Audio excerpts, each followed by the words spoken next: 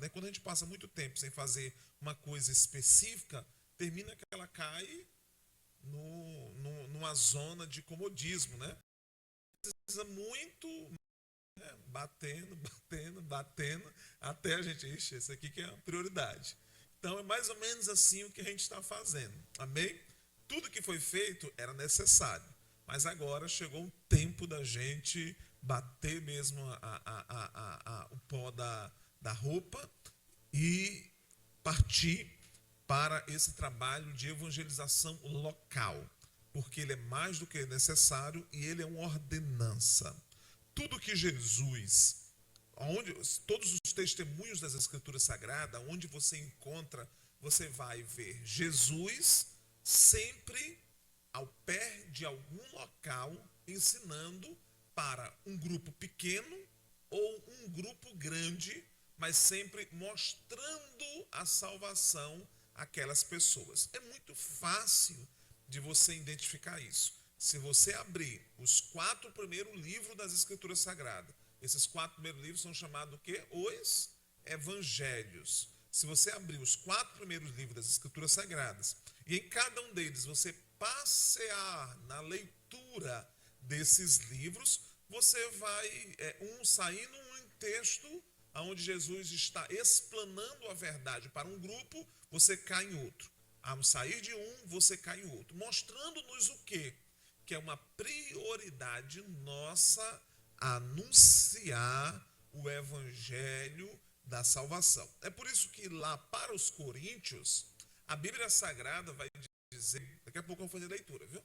Para os Coríntios, a Bíblia Sagrada vai dizer que Paulo disse: ai de mim se não anunciar o evangelho. Então, ele tinha isso como algo sublime, uma responsabilidade das mais altas possíveis. Era o limite. Quando ele olhava para a vida dele, ele não conseguia se ver sem conduzir pessoas a Cristo.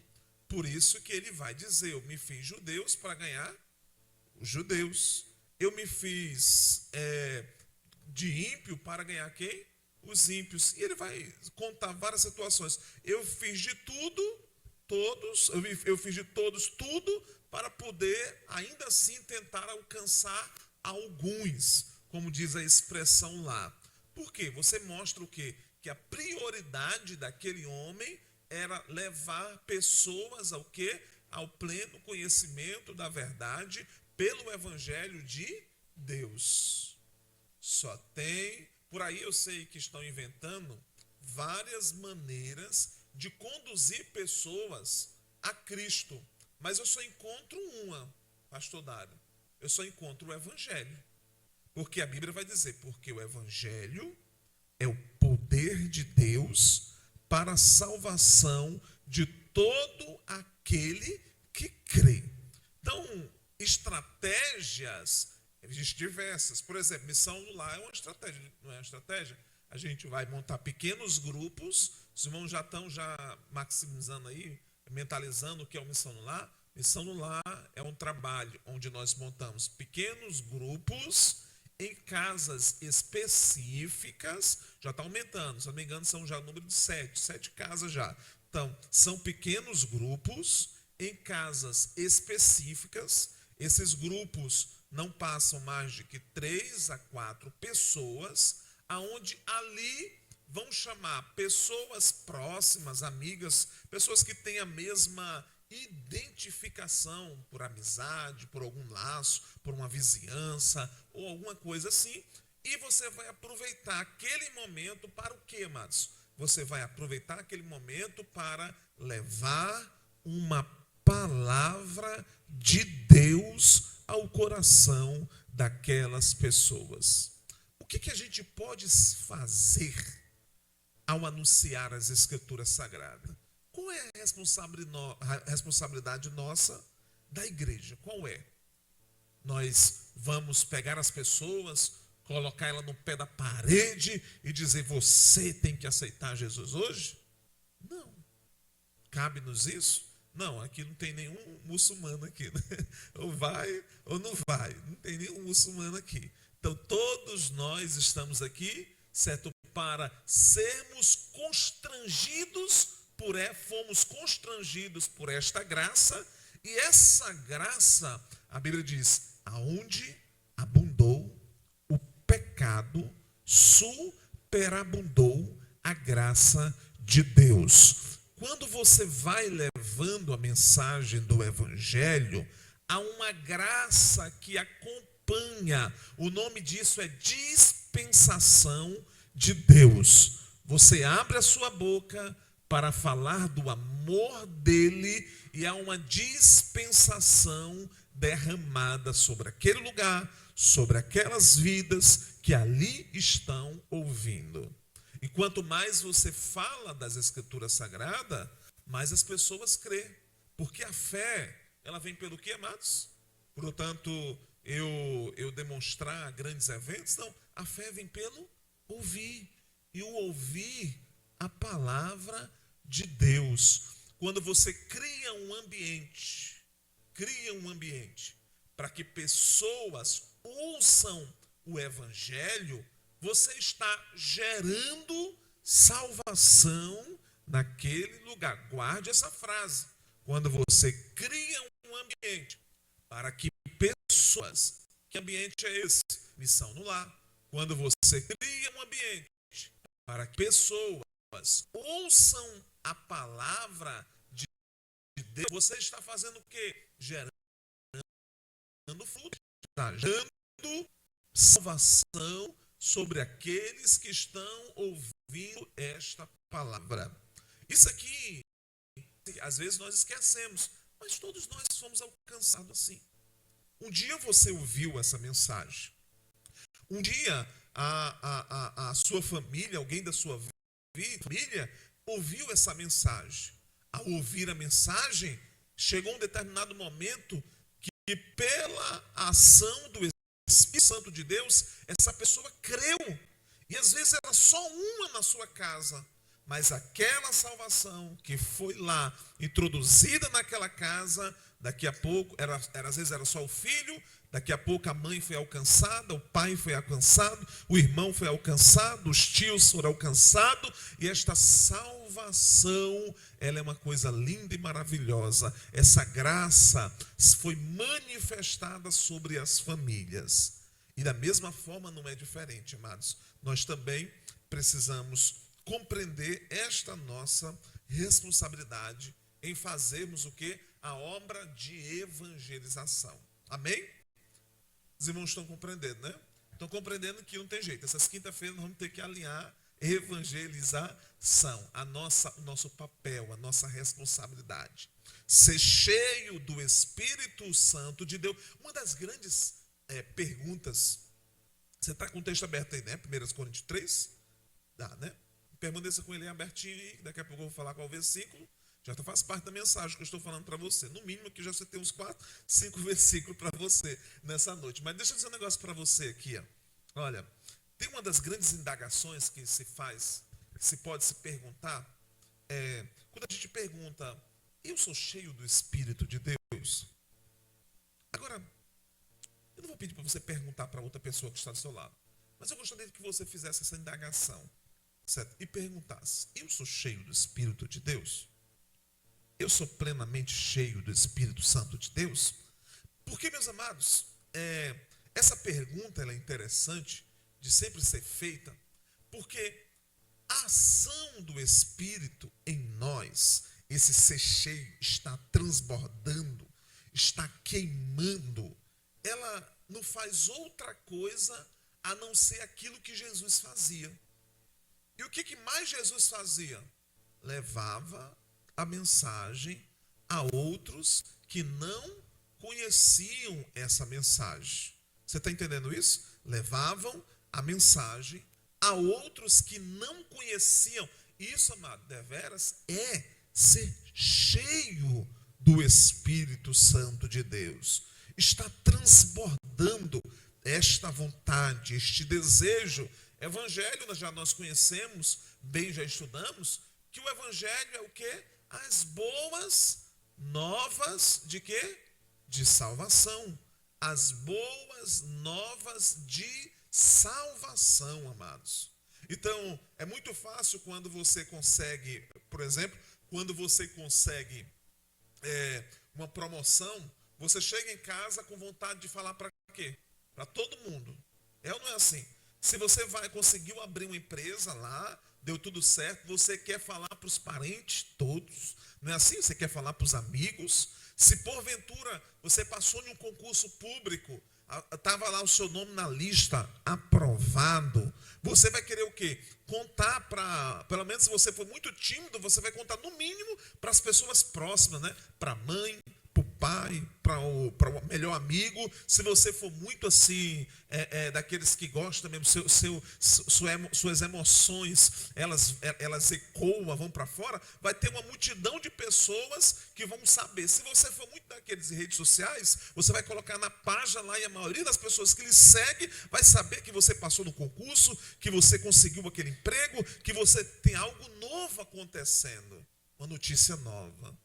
E não existe maior notícia nova de que Cristo veio ao mundo e salvou o mais vil pecador, dando-lhe a oportunidade de primeiro escapar da condenação eterna e, em consequência disso, herdar o céu como herança, tendo Cristo para a eternidade fonte de prazer, de ânimo, de sabedoria, sempre estando ao seu lado. Que notícia maravilhosa, amados. E quando alguém tem, ou pelo menos essa notícia, ela transborda no seu coração, ela tem vontade do quê? Do que essa notícia alcance a outras, o quê? A outras pessoas. Você entende o que é a expressão ser cheios do Espírito? Cheios do Espírito. Cheio do Espírito é a vontade, o desejo que outras pessoas sejam alcançados por tamanha salvação, por tamanho privilégio. Aí na sua Bíblia, por exemplo, em 1 Coríntios, capítulo número 3, o apóstolo Paulo, ele vai enfatizar algumas mensagens, mas eu gostaria de ler a partir do versículo 7, 1 Coríntios, vou fazer uma leitura de alguns versículos. Fique tranquilo que essas mensagens estão sendo bem curtas, mas para trazer uma reflexão ao seu coração. Em 1 Coríntios capítulo 3, versículo de número 7, diz assim: assim então, nem o que planta é alguma coisa, nem o que rega, mas Deus que dá o crescimento. Ora, o que planta e o que rega são um, e cada homem receberá a sua própria recompensa, de acordo com o seu próprio trabalho, porque nós somos colaboradores de Deus. Vós sois lavouras de Deus e edifício de Deus, segundo a graça de Deus que me é dada. Como sabe o mestre de obras, eu pus a fundação, e outro edifica sobre ele, mas cada um fique atento como se edifica sobre ele. Porque nenhum homem pode pôr outra fundação além do que já está posta, o qual é Jesus Cristo. Verso 12. Agora, se algum homem sobre este fundamento edificar de ouro, prata, pedras preciosas, madeira, feno e palha, a obra de cada um se manifestará, pois o dia, óbvio, o declarará, porque esta será revelada pelo fogo. E o fogo provará o tipo de obra de cada homem. Se a obra que algum homem edificou permanecer, ele receberá uma recompensa. Se a obra de algum homem for consumida, ele sofrerá perda, mas ainda assim ele será salvo como pelo fogo. E eu gostaria de falar com os irmãos, já estou falando, mas gostaria de me ater a estes versículos que nós fizemos leitura aqui, porque Paulo ele está fazendo de como fazer a obra, quais prioridades na execução da obra de Deus, e ele vai tirar 3, 4 aqui, no caso da nossa organização de versículos, para mostrar para nós que existem prioridades das obras que nós fazemos. Toda obra é necessária? Sim, é necessária.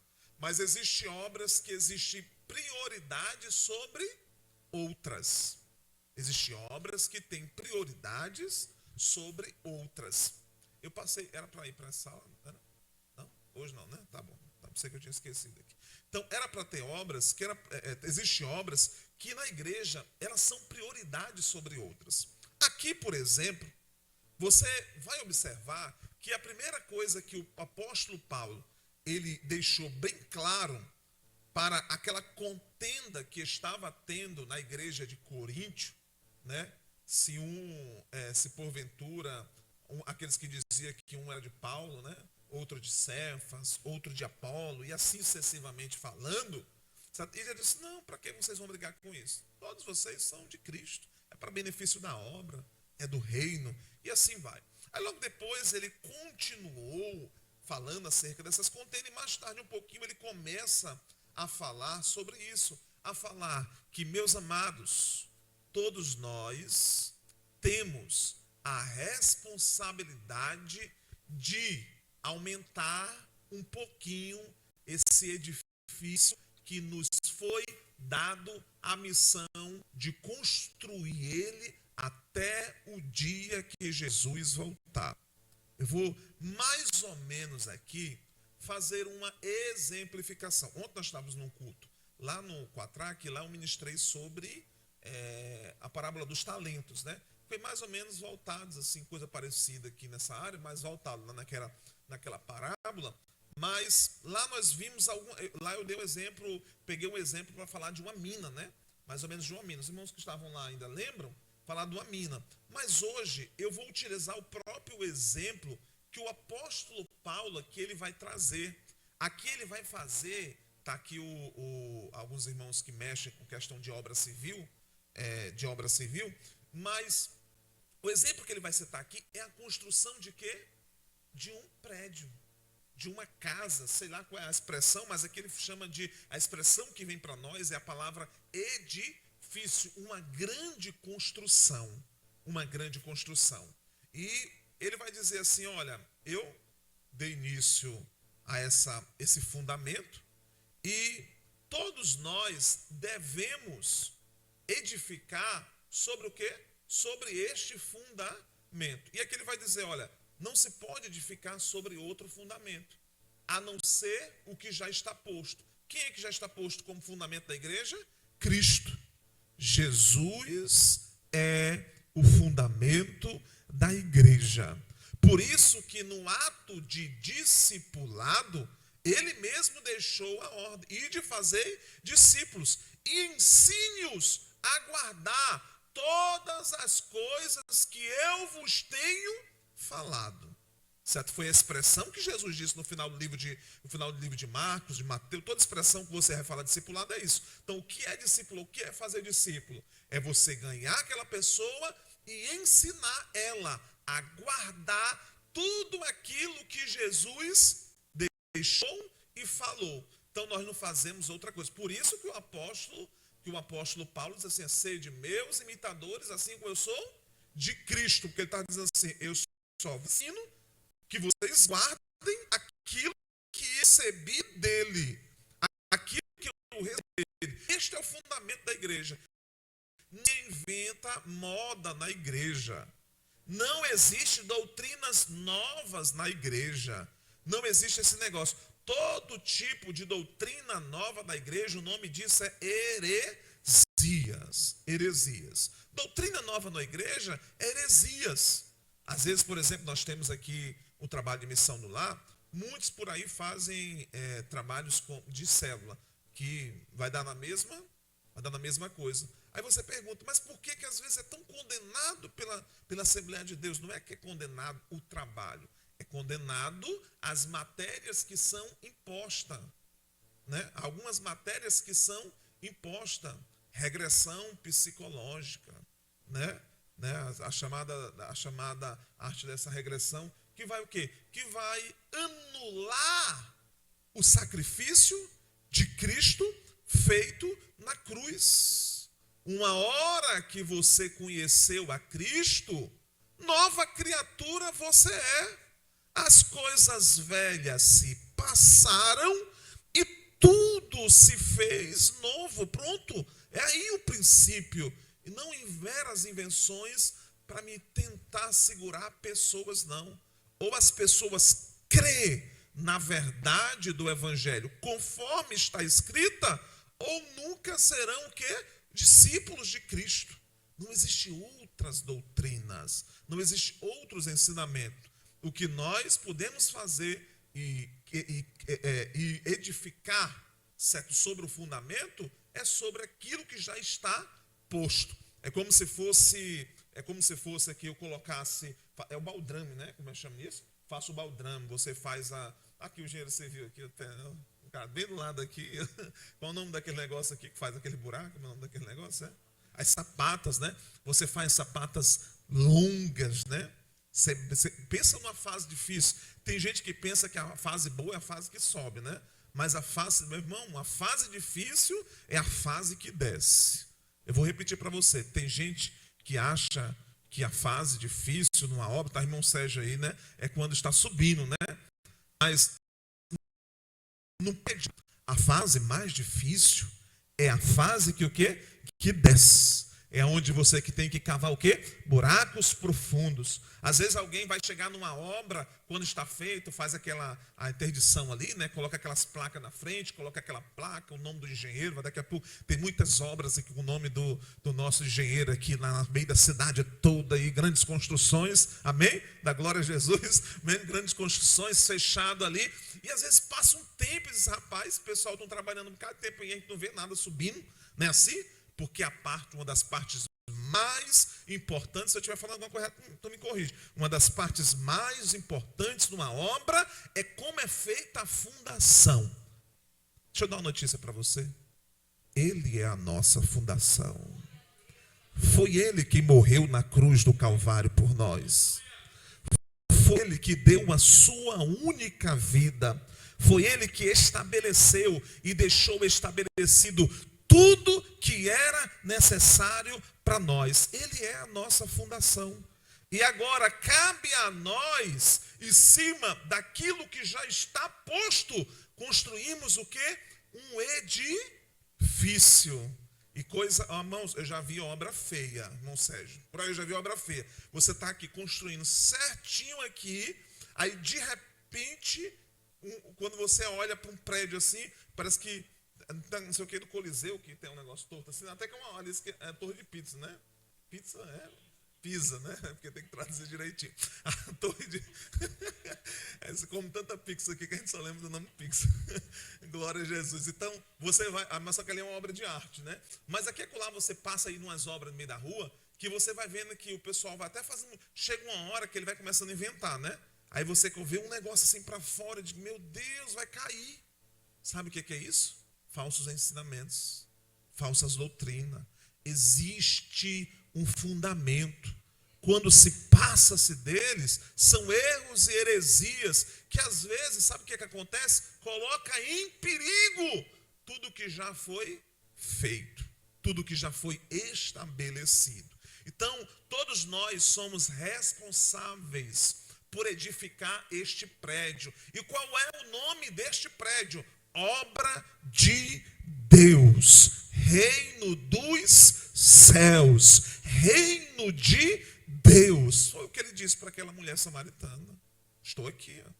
Chegou a hora em que os verdadeiros adoradores adorarão o Pai em espírito e em verdade. Ali estava estabelecido o seu reino. Agora caberia o que a nós? Caberia a nós edificar edificar este reino, evangelizar, falar do amor de Deus, conduzir pessoas a Cristo, é você continuar edificando este prédio, edificando, subindo este edifício, até o dia da sua vinda. Até o dia da sua vinda. E eu vou dizer um negócio para você.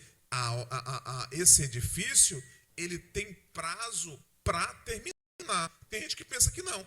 Mas esse edifício, ele tem um prazo. Esse edifício da graça aqui, ele tem um prazo para terminar. Tem. Não é como algumas obras governamentais aí, que só coloca o dia, né? Começo, final. Aí passa assim, ó. Você passa aqui de vez em quando, tem obra de 20 anos atrás, 15 anos atrás, 10 anos atrás está abandonada, daqui a pouco volta de novo, daqui a pouco para. Não, essa aqui tem. Essa aqui tem um dia específico que vai encerrar. E qual é o nome desse dia? Volta de Cristo Jesus, o nosso Senhor. Nesse dia, estabelecido por Deus, esta obra vai cessar. Esta graça, ela vai ser estabelecida, deliberada, para que os trabalhadores que edificaram este prédio possam estar gozando um momento de alegria, certo, com o Senhor, lá nos ares, adorando, ceando para todo sempre com o Senhor. Então, o que cabe a nós agora é edificar, é crescer, fazer esse edifício crescer, fazer o reino de Deus crescer, edificar. E essa responsabilidade, esse privilégio, me passa bem a horário, esse privilégio, ele foi dado a todos nós. Esse privilégio, ele foi dado a todos nós, esse privilégio, ser estabelecido esse reino. É um privilégio que foi nos dado. Agora, eu vou só passar aqui com os irmãos. Ontem eu falei, eu disse para os irmãos lá no Quatrac, e eu falei um negócio para os irmãos, e aqui lá tem aqueles que sempre tem pessoas que querem forçar as escrituras, né? Mas vamos lá. Se você for parar para observar que fazer a obra de Deus é um privilégio, nem todo mundo, quando eu falo todo mundo, eu estou falando de cristão, viu? De crentes. Os crentes que vêm para os cultos, volta para casa, vem para o culto, volta para casa, certo? Os crentes de todas as igrejas aí, onde tem um salvo remido, são os crentes, são o povo de Deus, certo? Tem um povo de Deus. Nem todo crente, há quem dera se soubesse, nem todo crente entende que o que foi posto sobre ele é um privilégio. Um privilégio. Nem todo crente consegue compreender isso. O que está posto sobre você é um privilégio. Você tinha que sair daqui cantando, pulando, dizendo: graças eu te dou por tamanho privilégio que me foi dado. Porque a salvação já está aí. Você já é salvo, porque pela graça sois salvo. E isso não vem de vós, é dom de Deus. Então esta graça já foi deliberada sobre nós, porque cremos, nos arrependemos dos nossos pecados, odiamos o pecado e cremos no grande sacrifício que ele fez naquela cruz. Agora, a grande questão é que uma hora salvo, nos é dado uma grande responsabilidade, um grande privilégio, amados. Eu vou dizer um negócio para vocês. Os irmãos já sabem muito bem, porque já são bem estudiosos, que os anjos queriam fazer esta obra que hoje foi deliberada para quem? Para nós fazermos. Os anjos gostariam de fazer ela. Gostariam ou não gostariam? Gostariam de fazer ela. Certos anjos gostariam. Mas ela foi dada a vir a você. É um privilégio nosso. E eu vou repetir uma parte que eu disse ontem para os irmãos, que a Bíblia fala da quantidade de anjos que existe, não fala? Fala ou não fala, amados? Fala ou não fala? Fala. A Bíblia diz que são milhares de milhares. Isso para um bom matemático sabe que isso é uma conta de multiplicação. Um bom matemático sabe que isso é uma conta de multiplicação. Já fui lá em casa, eu já vi qual é a quantidade máxima de anjos que pode existir. Já fui lá fazer o conta. Se você chegar na sua casa e for fazer a conta, o máximo, qual é o máximo que pode existir de anjos? Você vai ver lá que a sua calculadora não vai conseguir chegar e dar um resultado final. Certo? Não consegue dar um resultado final. A não ser que você pegue a calculadora científica, mas infelizmente a sua calculadora científica, por mais melhorzinha que ela seja do que uma calculadora normal, os algarismos que ela é capaz de fazer a anotação ali, não é suficiente para expressar esse cálculo de bilhares vezes milhares e de milhões vezes milhões. É capaz. Essa é a quantidade do exército, e aqui nós estamos falando de 2 terços, né? Porque um terço, infelizmente, já está reservado nos lugares, como diz o livro de Judas, né? Está reservado na escuridão para aquele dia, o dia da condenação. Já estão reservados. Mas aqui nós estamos falando só de 1/3 parte, com essa grande numeração que você já imaginou, esses anos dizendo, deixa eu ir, deixa eu fazer. Eu quero fazer. Ele olha para uma terra dessa, olha para o povo. Deixa eu anunciar. Deixa eu anunciar. Deixa eu anunciar. Mas olha o privilégio. Ainda tendo muita gente, pastor Dário, para fazer. Muitos seres que queriam fazer. Esse privilégio foi dado a mim e foi dado a você. E ontem eu citei o exemplo da mina. E eu vou repetir o exemplo da mina para você. É como se alguém chegasse, o dono tivesse uma mina, tivesse cheio de ouros, de pedras preciosas lá, e tivesse um dono na mina, uma mina dizia assim, não, entra esse aqui, entra esse aqui, entra esse aqui, entra esse aqui, e isso aqui é exemplificação, e os anjos querendo entrar, e dizem, não, agora é a vez deles. Sabe quem é a vez? É a nossa. A vez é a sua, a vez é a nossa. Vai, entra e colhe o maior número possível de pedras preciosas e diamantes para o reino dele, para ser apresentado perante ele. É a vez de entrar, é a vez de entrar na mina, é minha e sua. Está a nossa oportunidade. Não podemos deixar passar, porque nós só temos um tempo nesta terra. O tempo é assim. Tem gente que vive na terra achando que vai viver uma eternidade. Não, você só passa por essa terra. É só um pouquinho de tempo. Daqui a pouco passa. O que é 10 anos? O que são 30 anos? Há um tempo atrás, eu era um jovem, agora não sou mais. Os 40 já vislumbram os meus olhos. Daqui a pouco, quando menos esperar, os 60, eu já estarei vindo, se Jesus não tiver voltado e se Ele não tiver me levado. Mas os 60 estarão vislumbrados e passou-se. Passa rápido demais. E quando chegar ao final de tudo isso, o que terei para apresentar perante Deus? O tempo de eu entrar na mina, o tempo de eu procurar minerar, com a expressão garimpar, fazer o máximo que eu puder para entregar e apresentar de Deus pedras preciosas do tempo que me restou e que Ele me deu a oportunidade. É isso que está perante os nossos olhos, são isso que está perante a nossa face.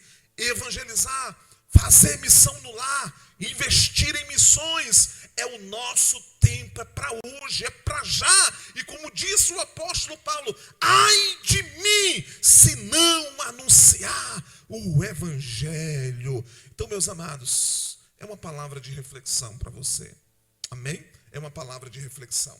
Para encerrar aqui, eu gostaria de dizer só uma verdadezinha para você aqui, dizer para você. Se Ele quisesse, Ele poderia bradar dos altos céus e salvar toda a humanidade. Poderia ou não poderia? Dos altos céus. Ei, meus filhos. Pronto. Uma voz só deles era o suficiente dos homens ficaram o quê? Tremendo. Você olha para o episódio de Moisés. Moisés veio de longe. E olha que já estava com 40 dias ali, né? Sem comida, sem bebida. Já estava ali numa condição para o corpo suportar tamanha. Mas quando ele desce, quando o povo olha, estremece de medo. Já imagine a voz do Deus Todo-Poderoso, audível aos olhos de toda a humanidade.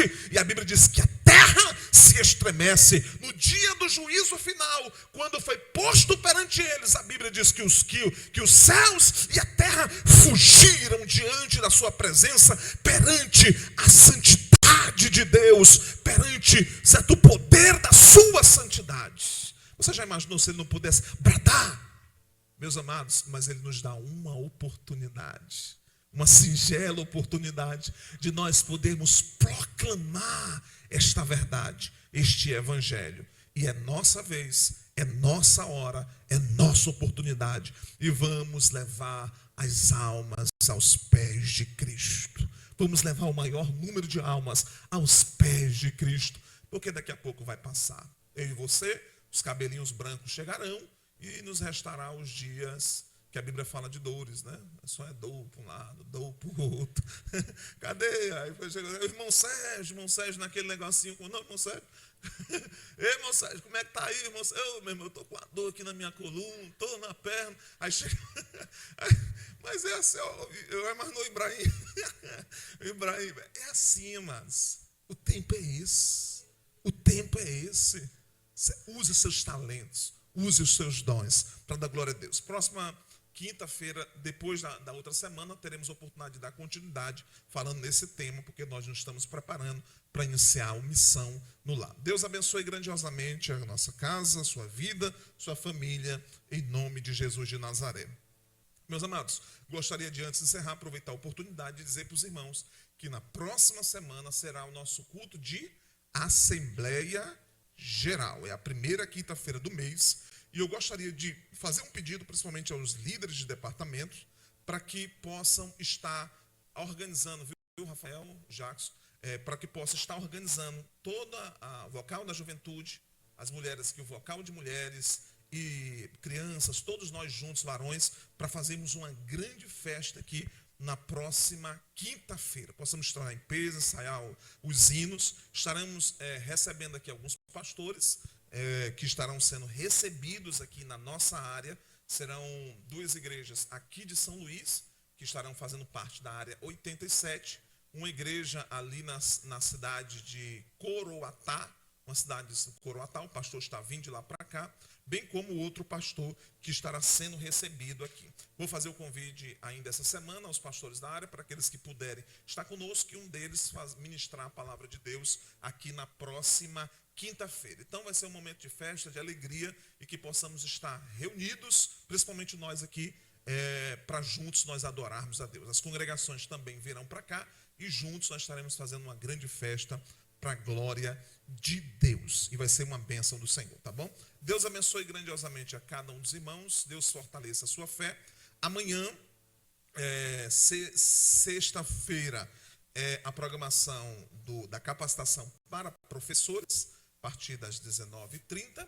E no sábado é o grande workshop empresarial cristão. Cadê o coisinho aqui? Workshop cristão empreendedor, né? Cristão empreendedor. Isso, está aqui. Workshop cristão empreendedor. Gostaria de fazer um pedido aos irmãos, para que você tenha, de hoje até amanhã, já tem um link aí nos grupos.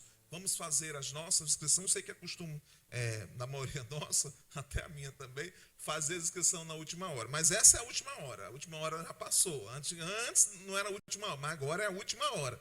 Então, quero pedir para os irmãos que puderem ainda hoje, façam as suas inscrições. Os que não, amanhã, faça a sua inscrição, amados. E vamos ter pelo menos um número mínimo de pessoas aqui, para que a gente possa estar recebendo essa instrução. Lembrando que é um conhecimento que às vezes pode, às vezes não, que pode e poderá abrir portas para você, que talvez você não esteja enxergando. Que às vezes a gente pega um negócio e dispensa sim. E tudo que é feito aqui, amados, tem um propósito. E é Deus quem faz com que as coisas sejam estabelecidas. Então, se for estabelecido isso no cronograma, é para o teu e o nosso benefício. De alguma maneira, fique tranquilo, de alguma maneira nós seremos beneficiados. Então, vamos fazer a nossa inscrição. A inscrição ela paga um valor apenas de R$10, é um custo lá para cobrir. E os que não, eu não tenho, pastor, R$10, não tem problema. Procure procura, irmã Cássia, nos procura, a gente vai dar um jeito de ressarcir esse valor, colocar, mas você não pode deixar de participar dessa programação. Será às 13 horas, o início vai até que horas? Então, às 18, né? Às 13, às 18. Então, esteja aqui, vai ser uma bênção de Deus, uma programação abençoada e não deixe de participar. Faça também, conduza pessoas, irmão, está acontecendo lá na minha igreja, um workshop cristão empreendedor, vai ser tratado sobre esse assunto. Cadê os temas? Está aí? Tem como colocar? Os temas aí, eu vi um flyerzinho dos temas, não? Tem 4, ele vai ministrar 4 palestras, né? 4 palestras, depois vai ter mais 2 palestras, vai ser muita coisa. Está aí nos grupos, estão os avisos tudinho por completo, né? Está os avisos por completo. Então, vamos fazer a nossa inscrição. Amém? Posso contar com o povo de Deus? Glória a Jesus. Vamos lá, faça sua inscrição, esteja, e vai ser uma bênção de Deus. Chegamos ao final desse trabalho. Domingo pela manhã, escola bíblica dominical, e domingo à noite, o grande culto, Santa Ceia do Senhor, uma grande festa para adorarmos a Jesus, Rei dos Reis e Senhor dos Senhores. Vamos ficar de pé em nome de Jesus de Nazaré. Agora estamos encerrando o final desse trabalho. Olha para o teu irmão aí abençoado. Diga assim para o irmão: como é bom estar na casa do Senhor. Agora diga assim para ele: irmão, não tinha outro lugar melhor para tu estar nessa noite, a não ser aqui, rendendo graça a Ele. Isso, fala para ele, não tem outro lugar, é aqui o melhor lugar de você estar nessa noite, rendendo graça a Ele. Glória a Jesus, amém?